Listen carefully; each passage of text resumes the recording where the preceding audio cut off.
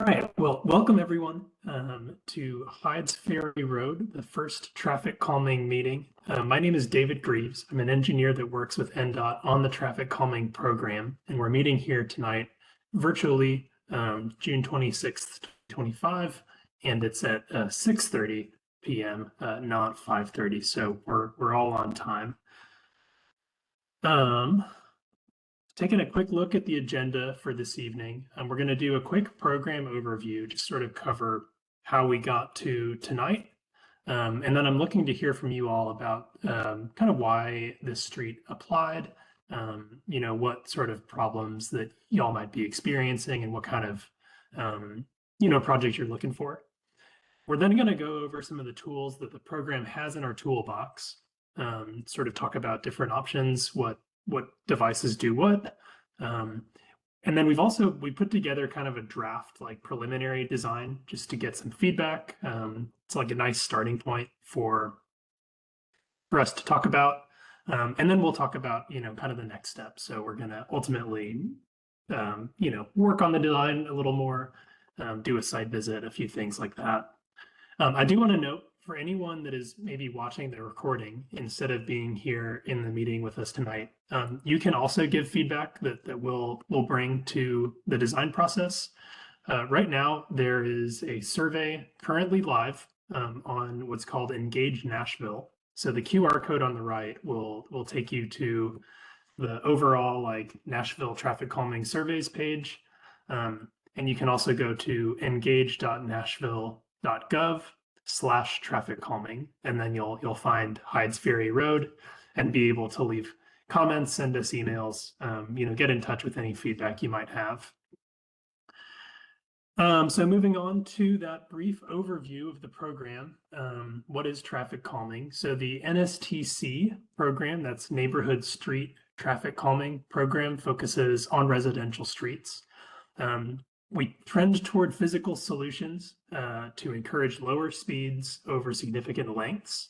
Basically, that means we're generally looking at designed traffic calming measures rather than things like signs. And the goal is speed reduction here. And then when we say significant lengths, we mean we'll choose either a block or a few blocks in a row, not really small little sections of street. There are 3 E's of traffic calming. Those are education, enforcement, and engineering. I've got engineering bold and underlined here because of the 3, Nashville's Department of Transportation, that's NDOT, has the greatest ability to affect what's going on a street with an engineered design. So we want to do something that's going to kind of enforce itself, not need a whole lot of attention afterwards. Certainly we can educate folks. That's something we do quite often, is try to convey that driving safely is really important for both safety and the quality of life in our neighborhoods. And then enforcement is sort of not in NDOT's purview. That's in the realm of Metro Nashville Police Department. And we all know that they've got a lot of other roles in the city in addition to speed enforcement. So we don't expect them to spend all their time, writing speeding tickets on our streets. Kind of the reason why speed reduction is an important goal of the traffic calming program is because it has a direct impact on safety. So Vision Zero is the idea that nobody should have to be killed or seriously injured on Nashville's public roadways. And it's much less likely that a pedestrian who is hit by a car will be seriously injured or killed, if vehicles are going at a reasonable speed. So that's if somebody gets hit by a car. It's also less likely that people will be hit by cars if we're driving slower, just because you have a little more time to react if somebody is in the road, fewer surprises. So kind of burn the candle on both ends and really hope to get safer outcomes by slowing vehicles down. This is a really popular program. So in March of 2025, that's when Hydes Ferry was selected. Y'all were one of over 600 neighborhood streets that had applied to the program. And ultimately, we selected you all because you were one of the top 25 ranked in terms of like need for traffic calming.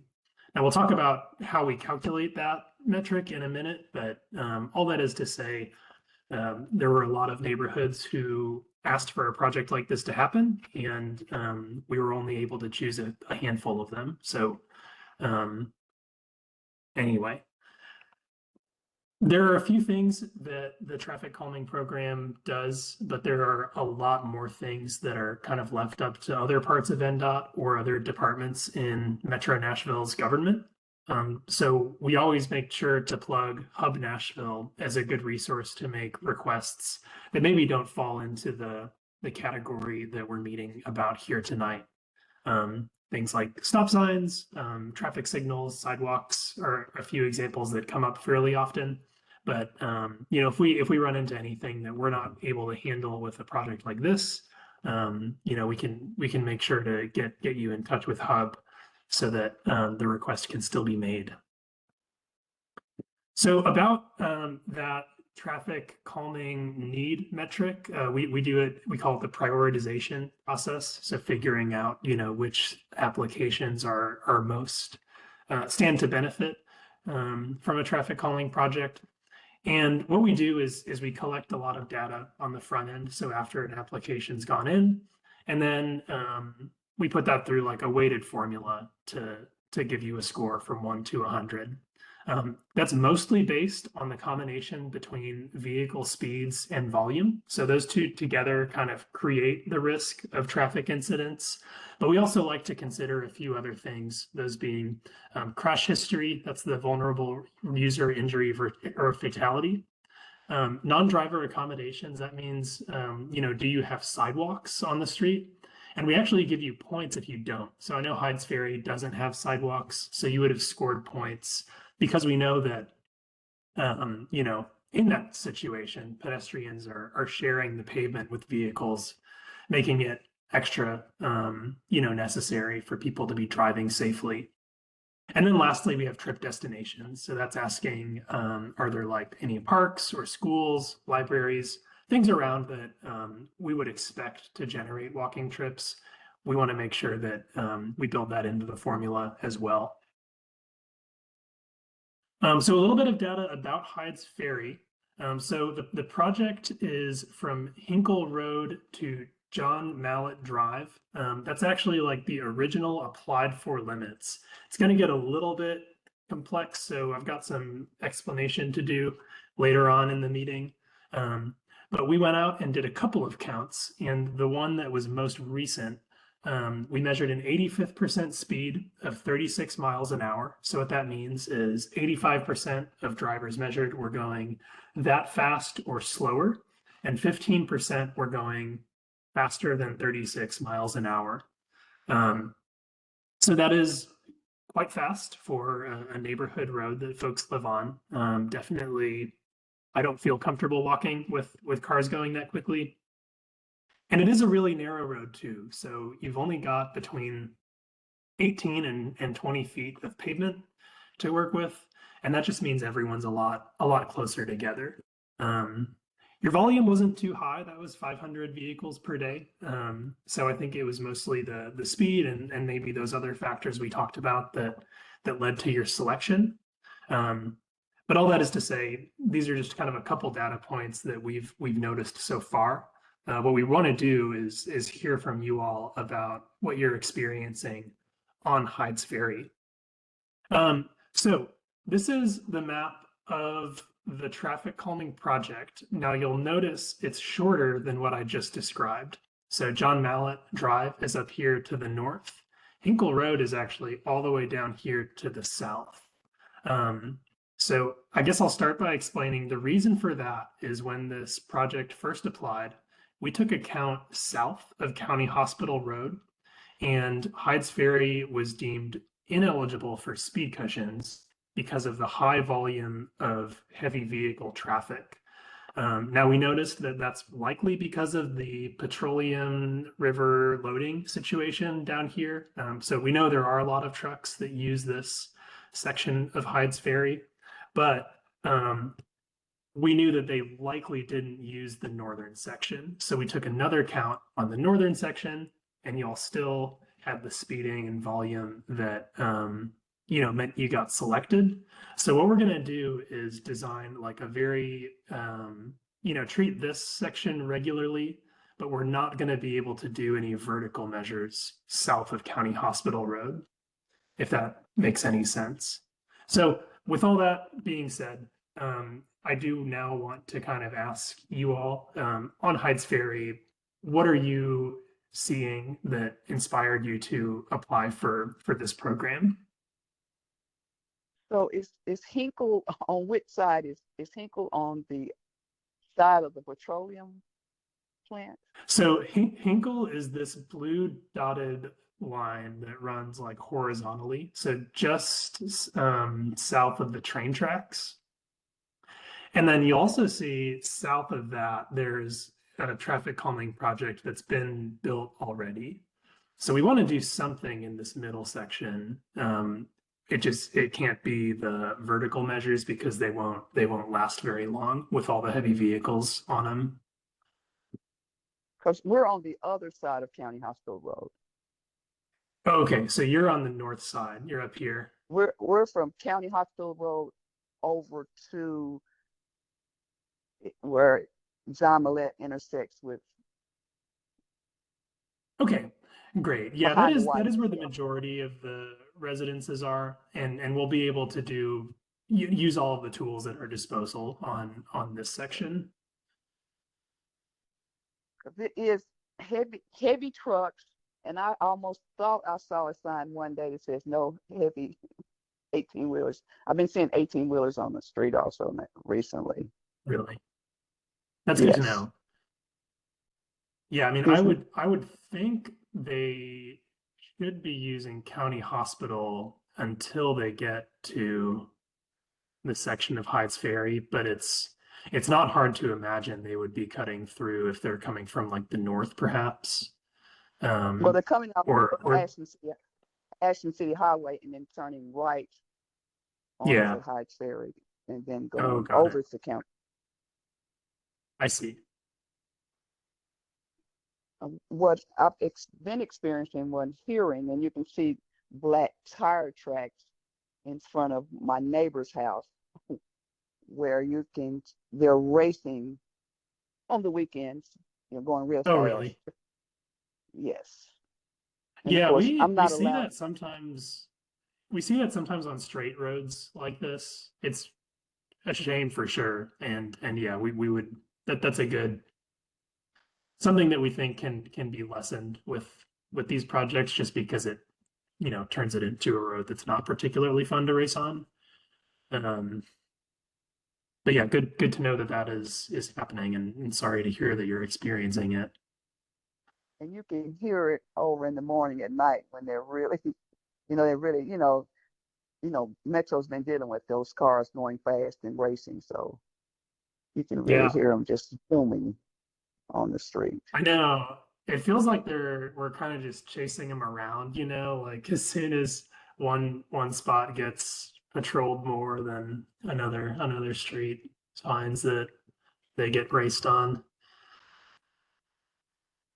Anyway, well, anything else before we move on to some of the tools that we're looking at using?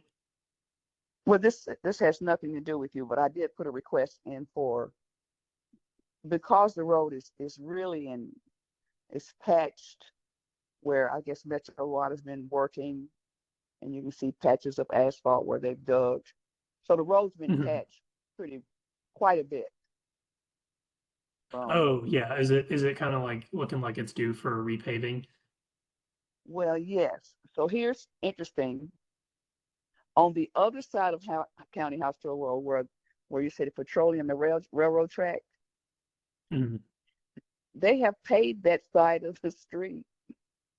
It's paved with nice yellow lines, Mhm. but none of They that. didn't they I didn't mean, I would continue up. Yeah, no. past County Hospital. I see. But I put a request Yeah, in so honestly, they I get fixed. don't have a lot of insight into how the paving list is made. I Right. mean, obviously there's constraints on how much paving they can do in a single year, and I think there's a relatively elaborate process on figuring out which roads. But I'm glad to hear that you've at least put in a request because Yeah. that's one thing that, may bring it to the attention of that program. Because if you're doing, I don't know what you're going to do with the road in terms of trying to calm the traffic, but if you did put something on the road, it wouldn't make sense to put it on with the shape that it's in because it's not Oh, in I good see. shape. Well, why don't I mean, we use that as a segue to just kind of talk about some of the tools that we've got. And there's only a couple of us on the call tonight, so feel free to just ask questions at any time. I'll just sort of keep going until I hear from y'all. But yeah, yeah. open floor. So At the one tool that we time, use. at one time, but I don't know if it's still. This was the kind of the gateway where people would steal cars and race up and down the street, and because one guy lost control of a U-Haul truck and drove it into my neighbor's yard. Oh my gosh. Wait, they like So stole a U-Haul truck and were racing it? I guess it was stolen because I looked in the window and they were making circles in his yard. And I Jeez. talked to the policeman and they told me that the streets that join our street, they have some places where they steal cars. And the neighbor down the street, her roommate car was stolen. So, well, actually, my neighbor's car was stolen. I'm sorry.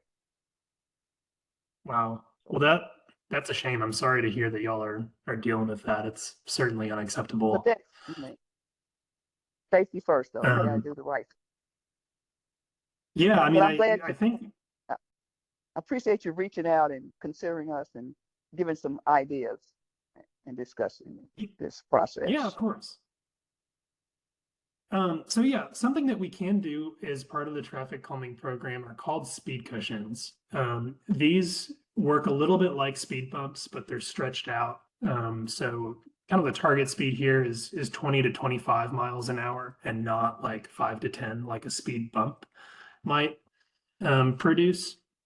So these are kind of the go-to because they physically make speeding like uncomfortable. So if we put up a bunch of signs or some different paint markings, we might not expect that to have a whole lot of impact on folks who are like deliberately breaking the law, like racing or donuts, things like that.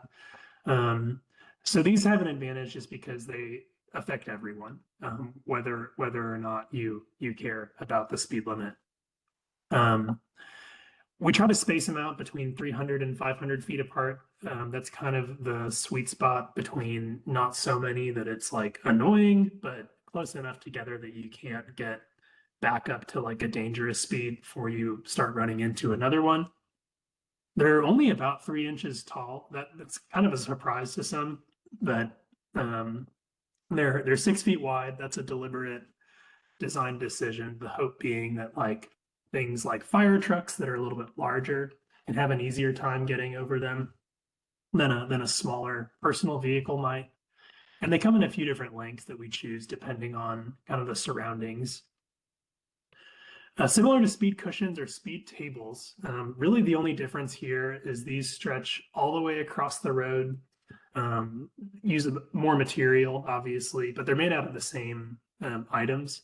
And I want to point out here that if you look closely, you'll see this is made up of a lot of smaller modules, and these are bolted on to the asphalt.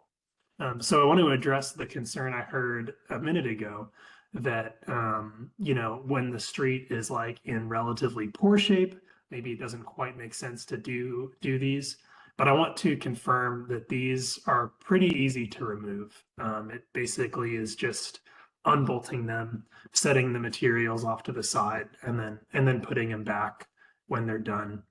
Um, I've had a front row seat to this actually lately in my neighborhood. We have quite a few speed cushions, and Metro Water has been um, replacing all of the water lines.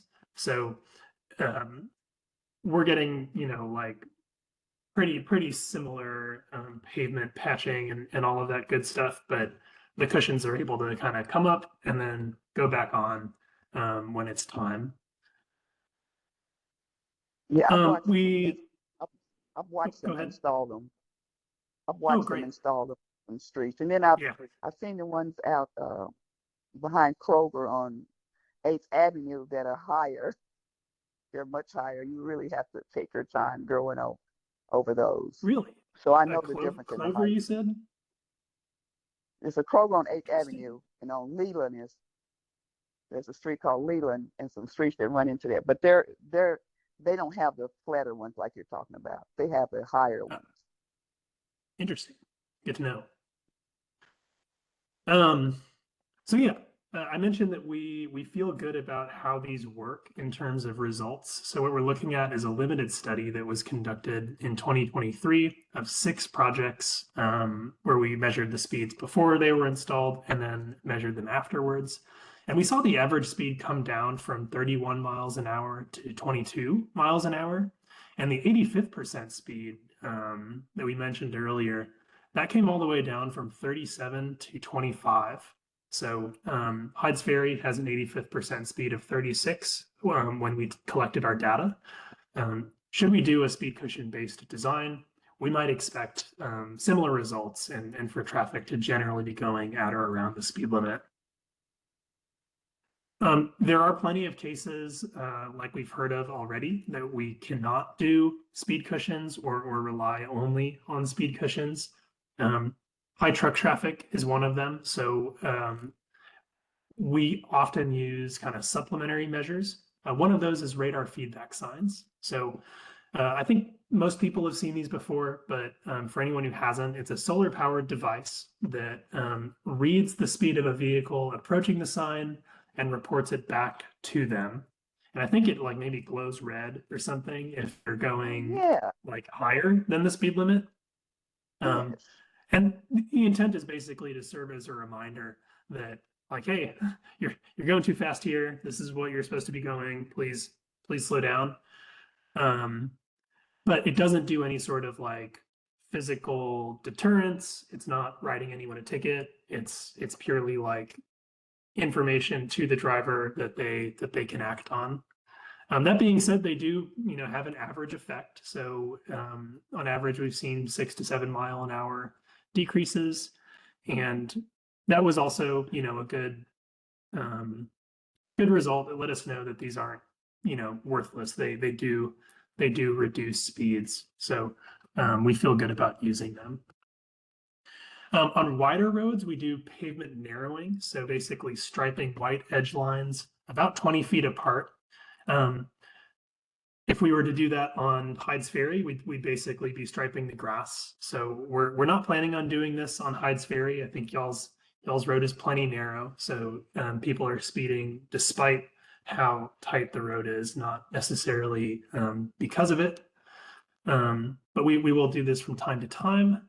And then at large intersections, we'll sometimes do the same thing, but kind of at the crossroads. So where we have a lot of asphalt in large turning radii, we can tighten that intersection up by narrowing the turn radius, and that forces drivers to take those turns a little slower. This has a few effects.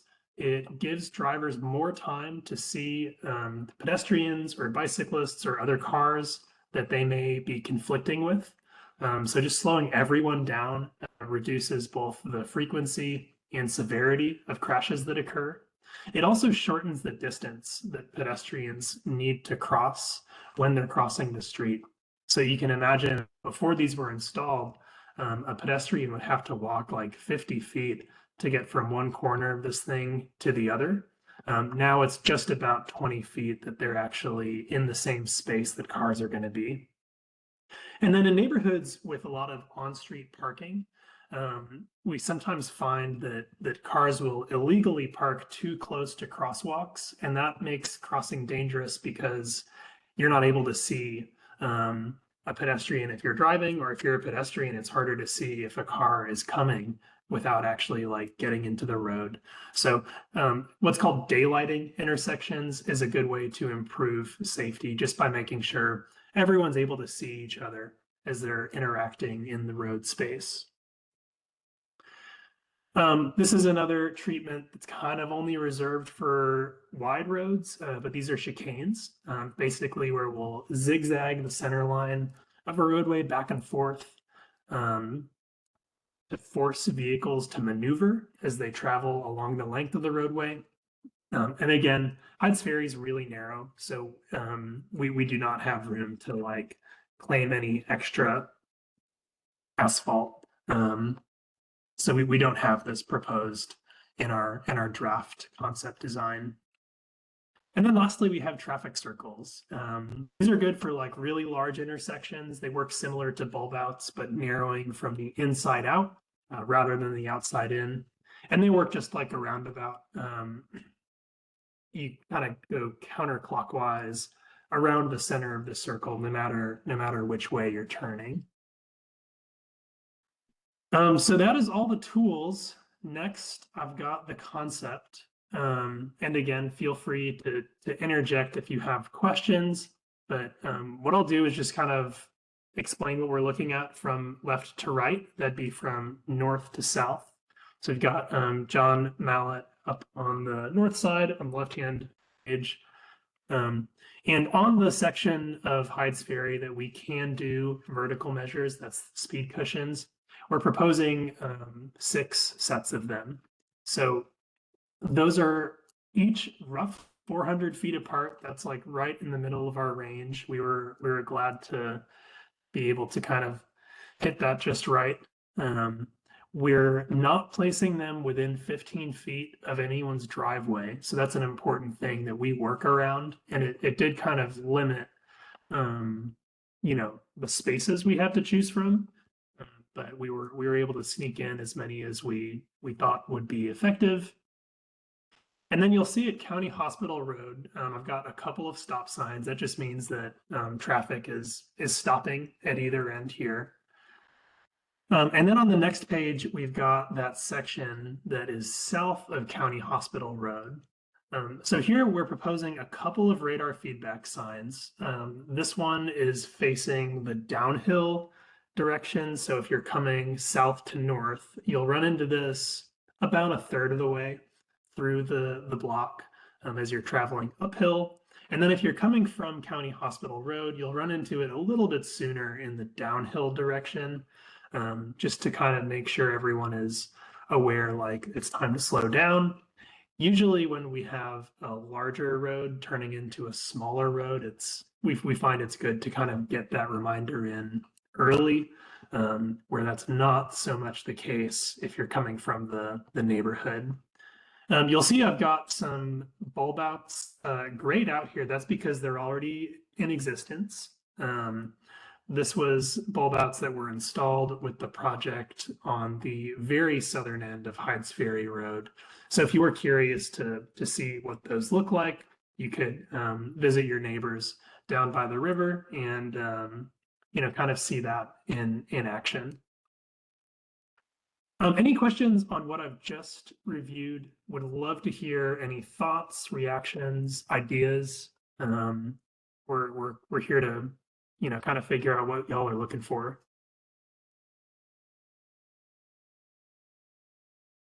So it appears that most of the speed things you put down will be on the other side of County Hospital Road, is what I'm understanding. On Yes. the petroleum. So between County Hospital and John Mallet is where these 6 speed cushions are. Okay. Yeah, kind of where like Elizabeth Road and Ashton Avenue, Manchester Avenue. Okay, good. And then Those are streets I'm familiar with. Gotcha. Yes. Yeah. We are not able to put cushions here close to the petroleum. I don't know if it's like a plant or what you call it, but this is the road that had heavy vehicle traffic and enough of it that cushions are not an option here. Okay. I understand better now. But I'll tell you, in the morning, well, in some days I know people are going 50 miles an hour on this street, and and they'll run Wow. through the stop sign. They'll run through the stop sign in John Millette, above that runs into John Millette. But anyway, Oh yeah, this like will if they make were traveling, yeah, if they were going north on John Millette, they would yeah, they're just run going the stop toward Ashland sign. City High. Yes. That seems like pretty risky. I feel like if somebody was coming north on John Millette, you wouldn't see them. Um, but yeah, definitely don't want that. I hope some traffic calming would make that safer. Yeah. But this Um, sounds good. It's informative and addressing my concerns and my neighbors' concerns. Great. Well, yeah, I'm glad to hear it. Um, are you ready to move on and kind of talk about the next steps in the project? I've Yes. got one comment if you got just a second. Yeah, definitely. Um, I also think that this looks awesome. I was just wondering if there's anything you can do in that weird, ugly Y intersection on the north end where Hydes Ferry and John Millette come together. Because Yes. it's just not a good intersection right there. Yeah, I couldn't agree more. So we've taken a look at it. I drafted out some bulb outs that I thought would like maybe help, but what I can't do is put anything like physical as the bulb out. It would have to be like basically just striping. And the reason for that is this commercial property essentially uses the whole thing as like a driveway. Um, and as much as I would love to like make that smaller, um, that's something that's not allowed basically. So we can definitely look at like maybe some striping that would clear it up, but we wouldn't be able to do anything like more physical than that that would prevent anyone from like pulling in or out of that property. So they have like a legal curb cut the entire way, and so you can't limit driving really at all along that part, is what you're saying. Yeah, basically in the state of Tennessee, even making someone's driveway smaller is it's kind of like it'd be like, you know, buying their property essentially. Okay, so it's beyond the scope of what we can do with this, unfortunately. But I mean, even paint, if you can do that, is better than nothing if you can. Yeah, I'll look into that. I definitely agree. It's you know, it's worth, you know, looking into. So I'll talk about it with the rest of the team and make sure everyone's cool with it. But I think that's a reasonable feature to add.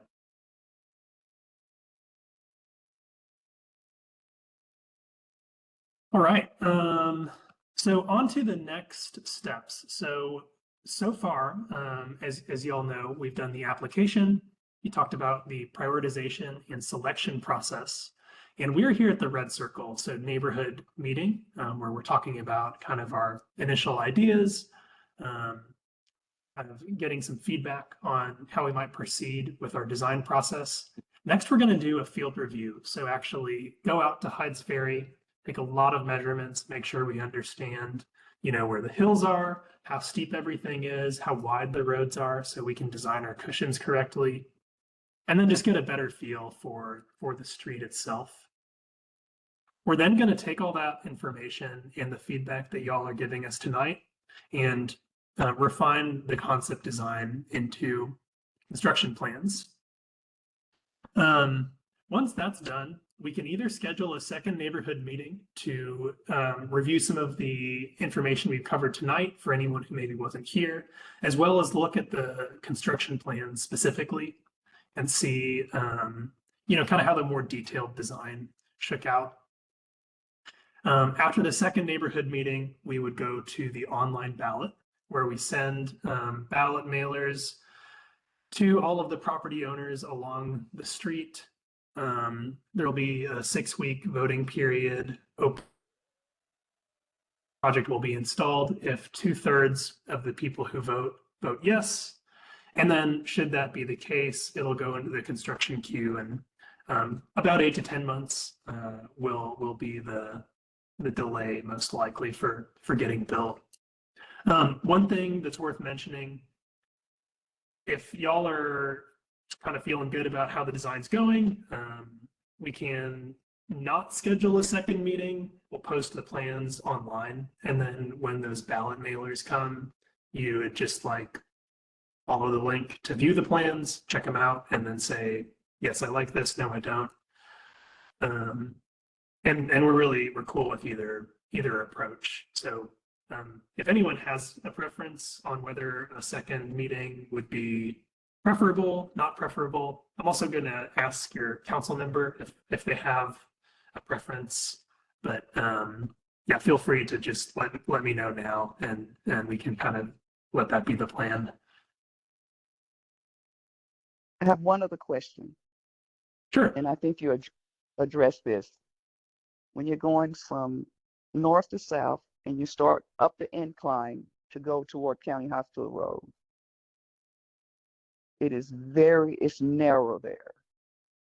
Mm-hmm. I don't know what you can do because it appears that the house on the left side, well, the fence, or it's narrow. So you really have to slow down and make sure you have enough room to get through there. Are you aware of what I'm speaking of? I am. I did notice, I think that's where that 18-foot cross section is. So we can't widen it. That's just like not the kinds of materials or construction that this program's able to do. I do think that if everyone is going a little slower, it'll feel less dangerous as you are driving on the road.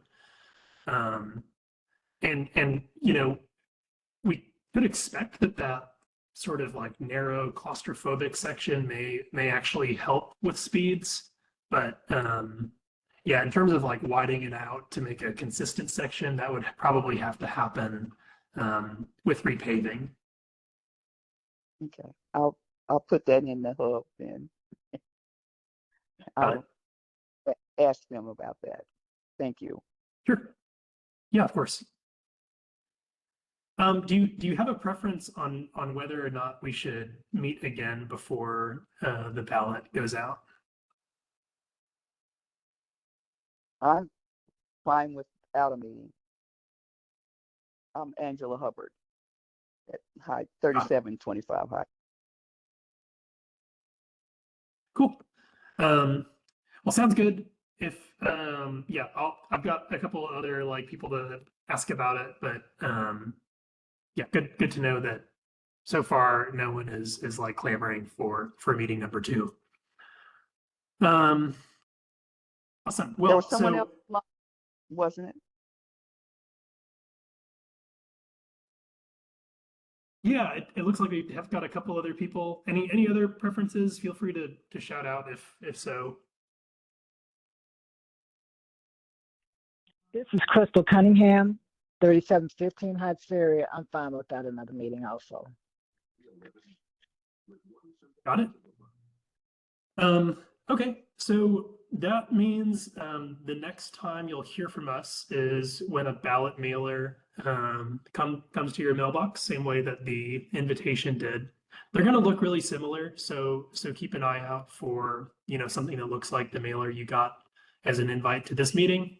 But 2 important pieces of information that are going to be on there is the voting close date, a QR code that will bring you to the website to vote, and then a unique ID. So for every like property owner that gets one of these, they'll have their own code that you'll put in to submit your vote, and that's just how we keep everything like accurate and secure.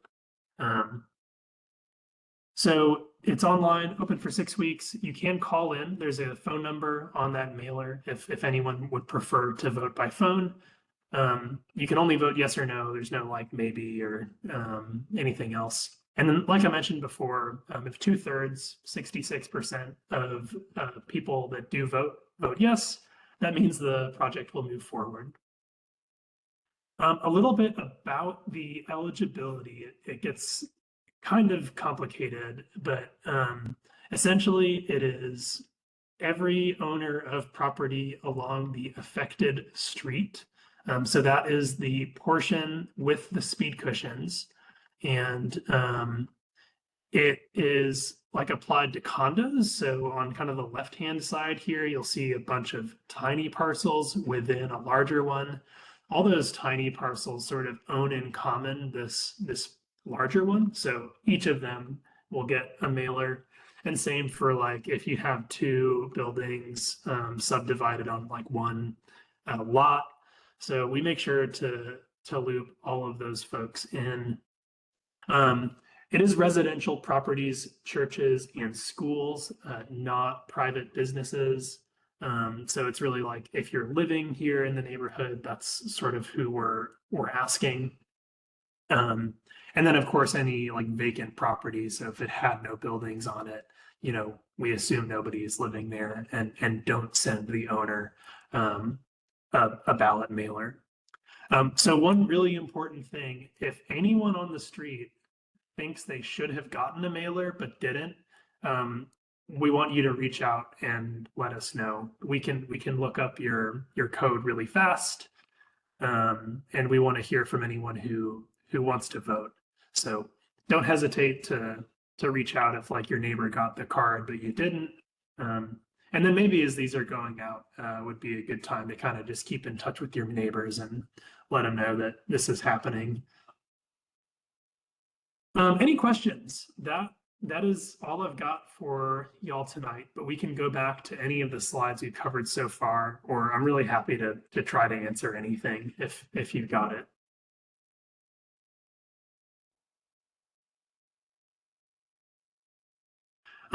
Sounds like no. If you think of anything, you can go to either the survey that's engage.Nashville.gov/traffic-calming and reach us that way.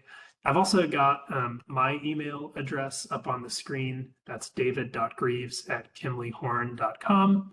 I'll also ask that you copy NDOT TrafficCalming@Nashville.gov if you reach out to me, and then I'll keep the whole team looped in.